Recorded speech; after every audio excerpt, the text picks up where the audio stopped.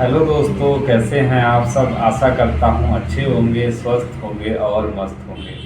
तो दोस्तों, आज हम बात करेंगे अस्थमा के बारे में या दमा के बारे में। जिन लोगों को सांस लेने में बहुत ज़्यादा समस्या रहती है, बहुत लंबे समय से सांस लेने में समस्या रहती है, या खांसी बहुत ज़्यादा आती है दोस्तों, आपको बहुत ज़्यादा बलगम आता है, ज़रा सा कुछ काम कर लें तो सांस फूलने लगती है, तो उस बारे में आज हम बात करेंगे। और उसके बाद में कुछ आपको होम्योपैथिक मेडिसिन बताऊंगा जिनका बहुत अच्छा रोल है दोस्तों अस्थमा के केस में। तो दोस्तों, आप मेरे चैनल पे नए हैं तो वीडियो को लाइक करें, शेयर करें और सब्सक्राइब करें। तो चलिए शुरू करते हैं। तो दोस्तों, हम बात करेंगे अस्थमा क्या होता है, अस्थमा क्यों होता है और उसके क्या क्या कारण होते हैं दोस्तों।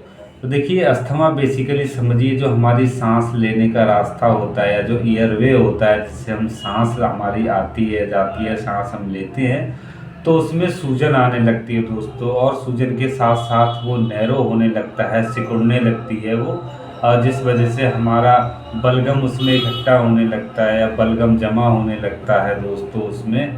तो उस वजह से हमको सांस लेने में परेशानी रहती है बहुत ज़्यादा, या सीने में दर्द होता है दोस्तों, बहुत ज़्यादा जलन होती है, ज़रा सा भी काम कर लेते हैं तो सांस फूलने लगती है। तो ये सब अस्थमा में देखने को मिलता है। बच्चों में भी देखने को मिलता है, यंग एज में भी देखने को मिलता है, या जो ओल्ड एज हो चुके हैं दोस्तों उनमें भी देखने को मिलता है। आजकल अस्थमा पहले तो ओल्ड एज में होता था, पर अब यंग एज में भी देखने को बहुत ज़्यादा मिलता है दोस्तों। और किसी किसी केसों में बच्चों में भी देखने को मिलता है अस्थमा की समस्या दोस्तों।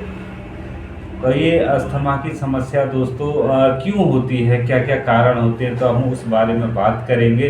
देखिए, सबसे पहला कारण होता है जेनेटिकली। अगर आपकी, देखिए, बच्चों में तब देखने को मिलता है, किसी के मम्मी पापा को जेनेटिकली अस्थमा की प्रॉब्लम है तो उनके बच्चों में भी देखने को मिलती है दोस्तों सांस की बीमारी।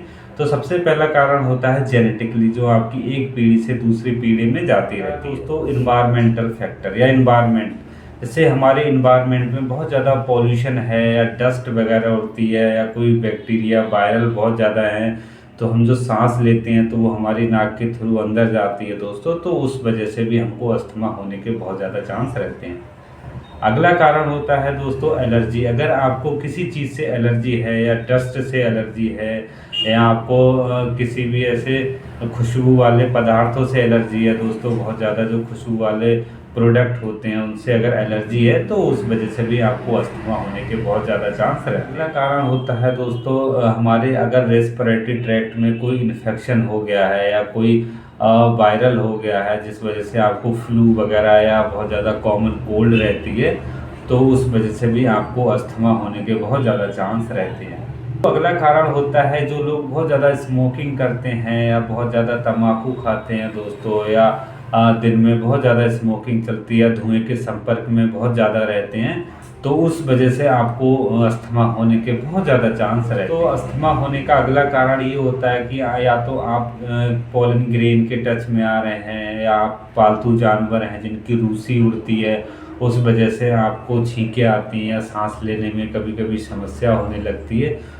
तो दोस्तों, उस वजह से भी आपको अस्थमा होने के बहुत ज़्यादा चांस रहते हैं। लंबे समय से बहुत ज़्यादा सर्दी जुकाम रह रहा है, रनिंग नोज रह रही, नाक से पानी बहुत ज़्यादा आ रहा है, जिसे साइनोसाइटिस बोलते हैं दोस्तों, तो उस केस में भी आपको अस्थमा होने के बहुत ज़्यादा चांस रहते हैं। तो मैंने जो कुछ कारण, नॉर्मल जो कारण होते हैं अस्थमा होने के, वो मैंने आपको बताए दोस्तों। अब मैं आपको कुछ लक्षण बताऊंगा जो अस्थमा में मोस्टली पेशेंटों को देखने को मिलते हैं।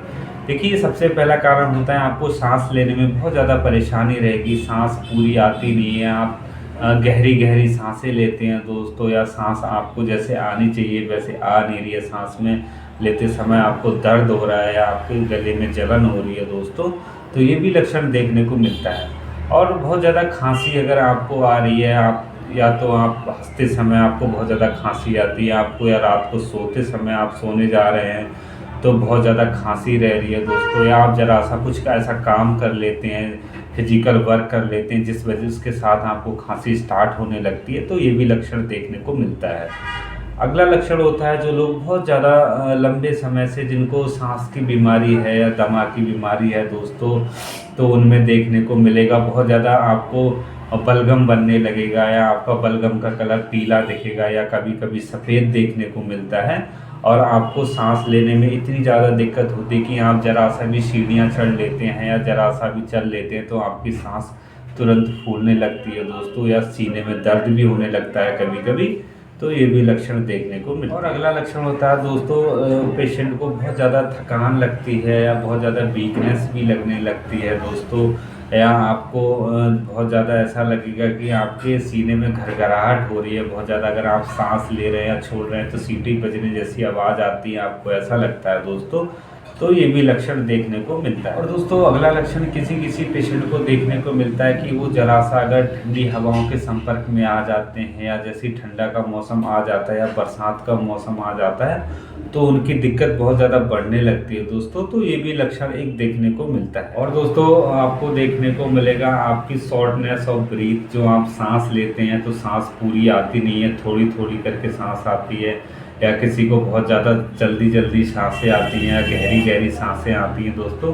तो ये भी लक्षण देखने को मिलता है अस्थमा। तो दोस्तों आशा करता हूँ आपको अस्थमा के बारे में समझ में आया होगा, या मैंने कुछ कारण बताए, जो लक्षण बताए आपको समझ में आए होंगे।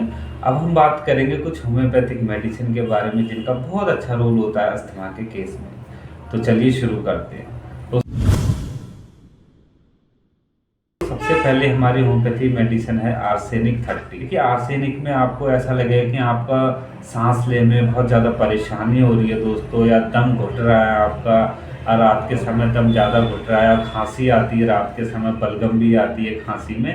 और उसके साथ साथ अगर आपको मेंटल एंजाइटी भी रहती है, टेंशन रहती है, तो उस केस में आर्सेनिक बहुत अच्छा रोल निभाती है। बहुत ज़्यादा बेचैनी देखने को मिलेगी, आप लोग बहुत ज़्यादा स्ट्रेस लेते हैं, टेंशन करते हैं, उसके साथ साथ आपको सांस की भी समस्या है। आर्सेनिक उस केस में भी देते हैं अगर आपको बहुत ज़्यादा प्यास लग रही है दोस्तों, या आपको गर्मी में दोस्तों या गर्म में आपको सांस लेने में आसानी होती है, ठंड में आपकी दिक्कत बहुत ज़्यादा बढ़ने लगती है, तो उस केस में आर्सेनिक बहुत अच्छा रोल निभाती है दोस्तों। तो आप दोस्तों अगली हमारी होम्योपैथिक मेडिसिन है एंटिमटार्ड 30।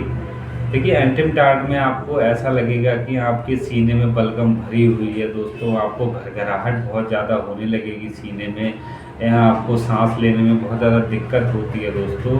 तो उस केस में एंटिमटार्ड बहुत अच्छा रोल निभाती है। और दोस्तों उस केस में अगर आप जैसा कुछ भी खा लेते हैं थोड़ा बहुत, तो आपको खांसी आने लगती है, बहुत ज़्यादा खांसी होने लगती है, या आपको सांस गहरी गहरी आने लगती है, सांस प्रॉपर आती नहीं है दोस्तों। तो उस केस में एंटिमटार्ड बहुत अच्छा रोल निभाती है दोस्तों अगली हमारी होम्योपैथी मेडिसिन है ब्लाटा ओरिएंटलिस। देखिए ब्लाटा ओरिएंटलिस 30, इस मेडिसिन में आपको बहुत ज़्यादा सांस लेने में परेशानी होती है, या आपको खांसी आने लगती है, बहुत ज़्यादा खांसी आती है, चेस्ट पेन भी होने लगता है, आपको देखने को मिलता है।